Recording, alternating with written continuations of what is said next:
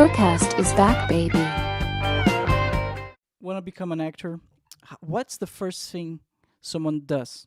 Someone do like you look for an agent? The first thing I started doing was training. I mean, I knew that acting was something I wanted to do when I was a kid. I did like a workshop and I really just I loved it. But then kind of life got in the way and I didn't return to that dream until, as I say, until I came to Germany. And then so when I came here and started really committing, going all in on it, I was like, I need to train. So Mm. I found a, a studio here to train with, really cool teacher and class in Meisner technique, which is a particular acting technique. And I did that for a few months. It's Meisner, it's Meisner or IE. I'm not sure if it's EI or Meisner technique.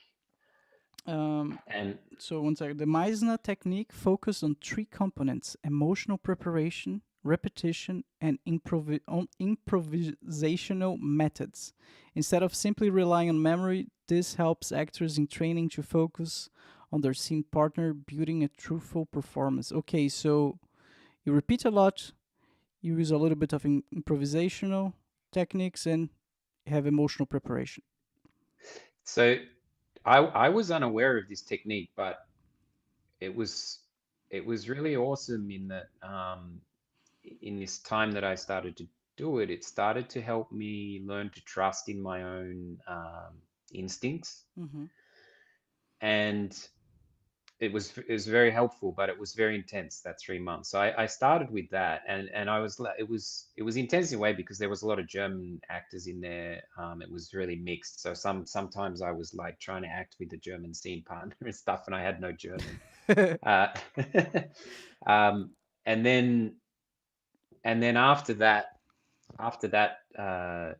period, yeah, it was like, okay, how can I go for castings and auditions and find agents? So I found a couple of like commercial agents, but as I say, I started going on a lot of extra work, and that was more because I've always been very interested in filmmaking as a whole. Mm-hmm. So I love the acting and performance side of things, but it's about what can I bring to a story because I'm a writer as well. So it's I'm very interested in all the aspects of filmmaking.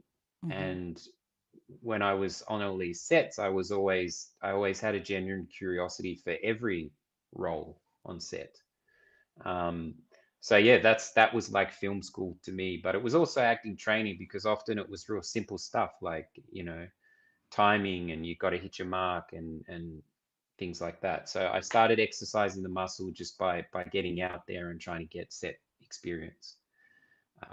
Training is, some people really advocate for the training. I think camera technique training is important. What is that? Um, like just the basics of being in front of the camera, you know, the I did a workshop in Florence in Italy actually, on my way to Europe, and that was very much about like, just the basics of camera work, understanding the frame, understanding uh, how to work in front of the camera. The Meisner was getting more to the core of behavior and and scene work. So I think if you can try and find a balance between all those things, that's awesome. Because it's not one thing fits all. You know what I mean? Mm. You're talking when it comes to acting methods. Yeah, I mean, there's so many different approaches. There's so many different ways to approach it, Mm. and there's different types of actors. And it took me so long to really find the things that I like groove with and what I'm interested in being Mm. challenged by.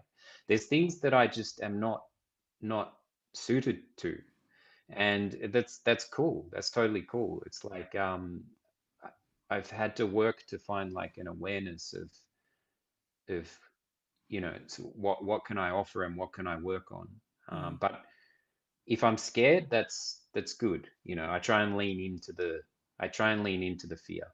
That's that's the the kind of philosophical part of it is just if something scares me, I think that's a good sign, you know. Because it means you're going out of your comfort zone, basically, right? A lot of stretching, a lot of stretching into the discomfort. But I got some classic audition stories of like falling flat on my face because when when I first started this in Germany, I was sort of I thought, you know, even though I didn't have a lot of German, I was like, I think I can go into an audition, and it was kind of bold. Like I was going into these German auditions, but it was actually not that smart because you know they're risk adverse, and if you can't speak German and you try, you know, so I had a few of these German auditions where I just like bombed as hard as you can, and then I had to take a step back and go, you know, realistically, um, is that wise to throw yourself in until you know, or just improve your German, or Hmm. you know, figure out what you want to, what type of things you want to do. Yeah, but sometimes you're lucky, and it happens that they were looking for someone from Australia, English speaking. Who knows, right? It can happen. I I love that attitude because Mm. that was not what that was my attitude. I was like, people were saying you're crazy, but I'm like, well, if I'm the only Aussie guy here, and if you know, if somebody wants an Aussie guy, there you go. I had to really embrace who I was as opposed to like trying to fit into trying to become something, you know, Mm. else, fit into other people's idea. When it comes to different acting methods, I hear often this. I think it's just called method acting, where the actor embodies his his um his character for the whole duration of the project, and I hear like crazy stories about it. I think Jared Leto, when he was filming for Suicide Squad, he was playing the Joker, Joker and is the Joker by nature is kind of nuts, right? Kind of crazy. And I heard so many crazy stories. It was like, I'm not sure if it's true, the internet, right? But I heard that he was like sending rats to people through mail yeah, and eating pictures of yeah. people. And making prank calls is, I think, calling people. Yeah, no, I don't doubt that for a second. It's fun. It's awesome you mentioned Jared Leto. He's one of my like, I really admire the Yeah. guy. In terms of his body of work. I mean, how many people on the planet have won an Oscar and sold millions of albums? Like, this is, Oh, yeah. you know, with 30 Seconds to Mars, this is like, you know, to tour the world, sell millions of albums, and you know, not you know, not about the awards thing, but just the level that he's at. It's really admirable, especially as he's one of these multifaceted guys as well, you know. But yeah, in the method thing, um, I love that fascinates me, and I've experimented with opportunities I've had.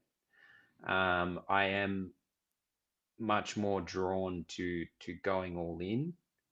Um, but I think I think there's a balance between like taking the character home.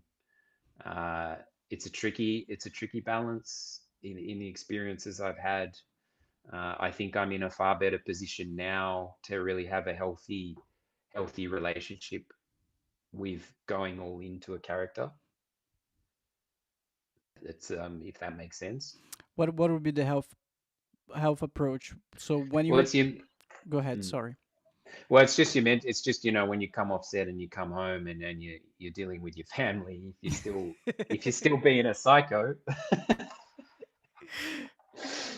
Yeah, okay. But at the same time, I understand the importance of going all in and embodying the character as much as possible, and bringing the character in a safe way. So I think it's about pulling from a lot of Hmm. tools. You know, if the more full the toolbox is, the more tools you can pull from that. And for me, I draw in the opportunities I've had.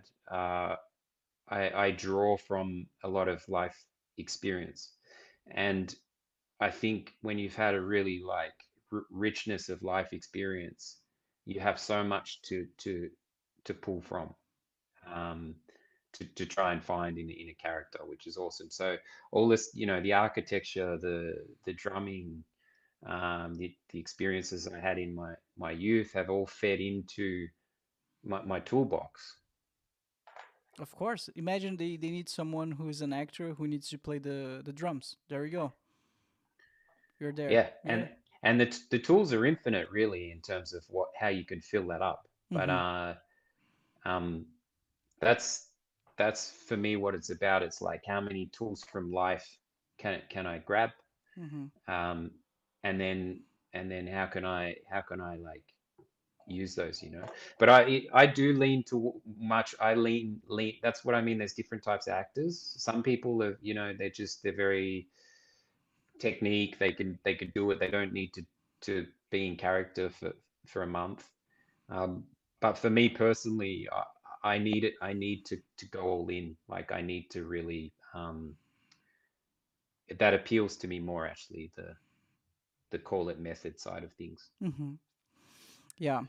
Yeah, that makes totally sense, and I think it's a good way of approaching it because, like, in one side, there's different methods, there's the skill, there's the practice, like what you're mentioning, and in the other side, there's those actors that just play themselves in every single movie. And what is this? Yeah. Yeah. you No, know, no. you know what I'm talking about. You know what you Abs expect.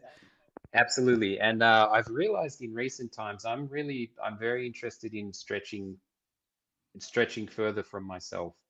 That's actually what appeals to me. I'm not that interested in just playing a version of myself, Mm-hmm. So those opportunities are, I think, they can be rare, but for me personally, and it's been so important for me to realize this, it is that it can be quite freeing to try and stretch far from yourself. Mm-hmm. And I love the challenge of that, and that's what appeals to me about this craft.